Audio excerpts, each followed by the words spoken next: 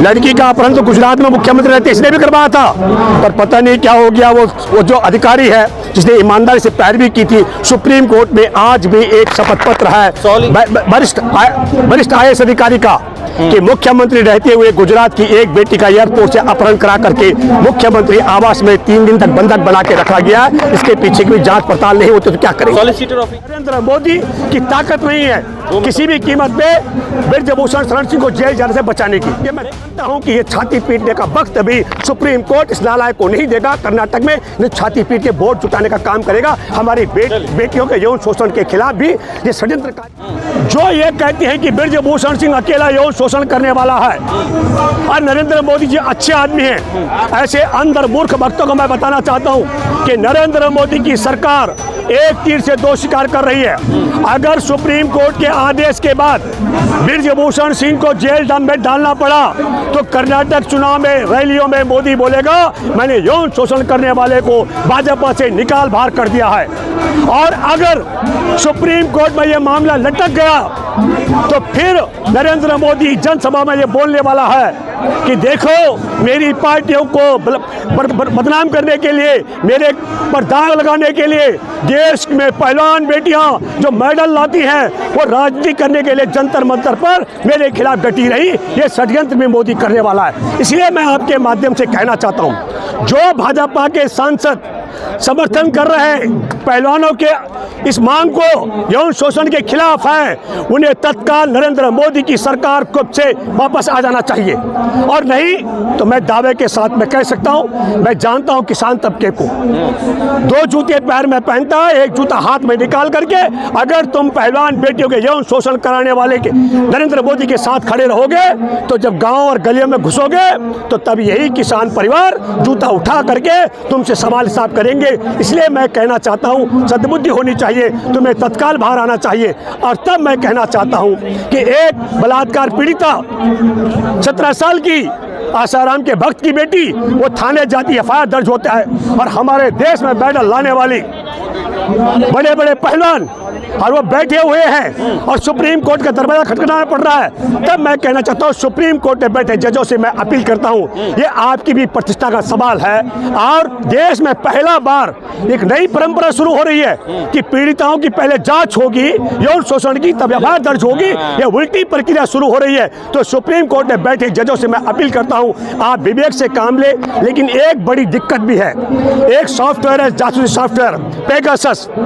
हमारे देश के जज, राजनेता, पत्रकार, नौकरशाह, व्यापारी, उद्यमी सब पेगासस के दायरे में फंसे हुए हैं। हो सकता है कि सुप्रीम कोर्ट में कुछ ऐसे जज हो जिनकी कई कमियां हो और पेगासस के कारण दायरे में फंसने के बाद वो लोग ऐसा न कर सके। इसके उदाहरण देखो, हमारे देश में 2-3 बड़े मुद्दे हैं। एक, हमारे देश में षड्यंत्र के तहत चुनाव जीतने के लिए पुलवामा में जवानों की हत्या कराने का मामला जो 4 राज्यों के राज्यपाल रह चुके सत्यपाल मलिक ने उठाया, उससे ध्यान भटकाने का षड्यंत्र।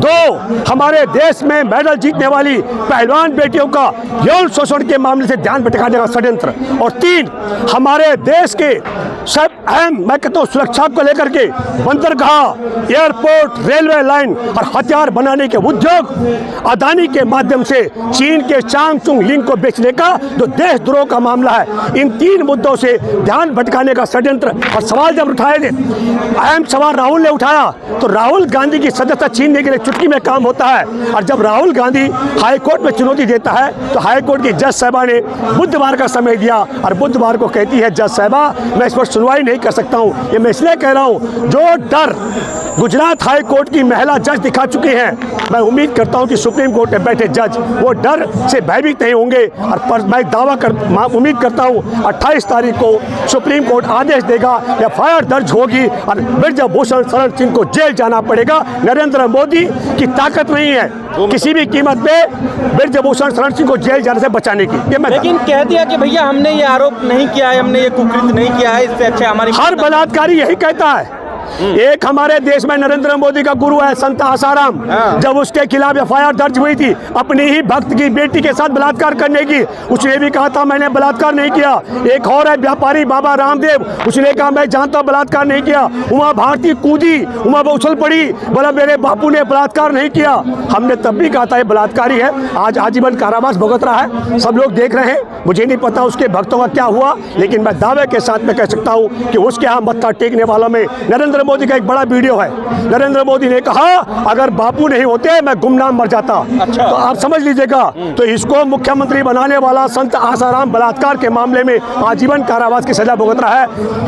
दुख की बात है, लड़की का अपहरण तो गुजरात में मुख्यमंत्री रहते इसने भी करवाया था, पर पता नहीं क्या हो गया। वो जो अधिकारी है जिसने ईमानदारी से पैरवी की थी, सुप्रीम कोर्ट में आज भी एक शपथ पत्र है वरिष्ठ IAS अधिकारी का कि मुख्यमंत्री रहते हुए गुजरात की एक बेटी का एयरपोर्ट से अपहरण करा करके मुख्यमंत्री आवास में 3 दिन तक बंधक बना के रखा गया। इसके पीछे की जांच पड़ताल नहीं होती तो क्या करें। सॉलिसिटर ऑफ इंडिया ने जो कहा है उससे आप संतुष्ट नहीं है? सॉलिसिटर ने कहा नहीं है, सॉलिसिटर ने नरेंद्र मोदी की सरकार का पक्ष रखा।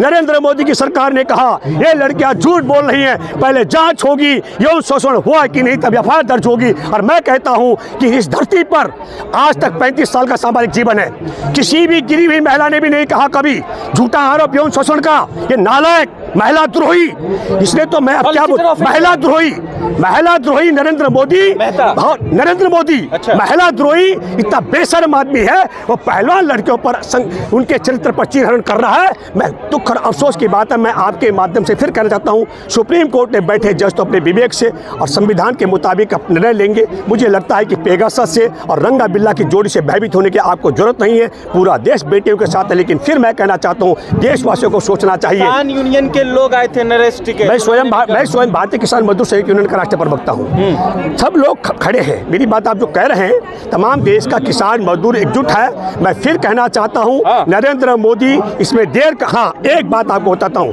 हो सकता है कि लीपापोती कराएं संसद के, नहीं सुनिए सुप्रीम कोर्ट में जजों को भी मैं कहना चाहता हूँ, हो सकता है कि जानबूझकर कर्नाटक के पोलिंग तक इस मामले को लटका के रखा जाए ताकि कर्नाटक में जाकर छाती पीट सके कि देखो मेरे खिलाफ शिकायत की गई थी, बदनाम करने के लिए पहलवान लड़कियां राजनीति कर रही हैं, देखो सुप्रीम कोर्ट ने आदेश नहीं दिया। मैं मानता हूं कि ये पुलवामा में जवानों को बर्बाद करके, पुलवामा में जवानों की हत्या के बाद विदेश मंत्री सुषमा स्वराज जी का बड़ा बयान है अखबारों में, मैं आपको कटिंग दे सकता हूं, जिसमें उन्होंने हैदराबाद की बड़ी सभा में कहा कि एक भी पाकिस्तानी नागरिक और एक भी पाकिस्तानी सैनिक एयर स्ट्राइक में नहीं मारा गया था। तब इन्होंने जिस प्रकार वहां पर जवानों के शहादत पर वोट लिया, उसी